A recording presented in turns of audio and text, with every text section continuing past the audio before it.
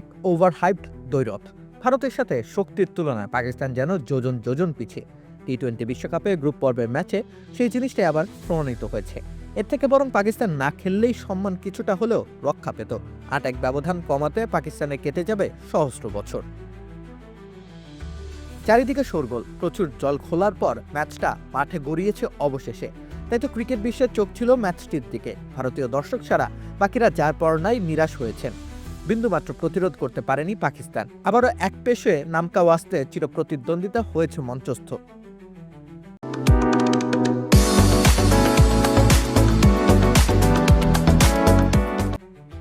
ম্যাচের শুরু থেকেই কলম্বোর প্রেমাদাসা স্টেডিয়াম কানায় কানায় পূর্ণ। নীলের সমুদ্রে সবুজের সজীবতার মিশ্রণ। টসে হেরে প্রথমে ভারতের ব্যাটিং। প্রথম ওভারই 0 রানে অভিষেক শর্মা ফেরেন প্যাভিলিয়নে। সবাই ধরেই নিয়েছিল পাকিস্তান এবার লড়াই করবে, কিন্তু সেই ভাবনাকে ভুলিয়ে দিতে খুব একটা সময় নেননি ঈশান কিষান। 40 বলে 77 রানের ইনিংসে পাকিস্তানের মনোবল ভেঙে দেন।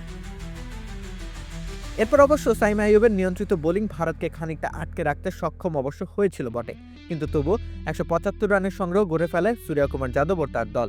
সেই লক্ষ্যমাত্রা টপকানোর যাত্রায় প্রথম ওভারই পাকিস্তান খেই হারায়। সাহেবজাদা ফারহান ফেরেন 0 রানে।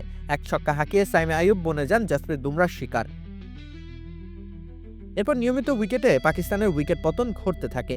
নির্বুদ্ধিতার পরিচয় দিয়ে পাকিস্তানের ব্যাটাররা গায়ের জোরে খেলতে থাকেন। তাদের এলোমেলো পরিকল্পনার পূর্ণ ফায়দা তুলে নেন ভারতীয় বোলাররা।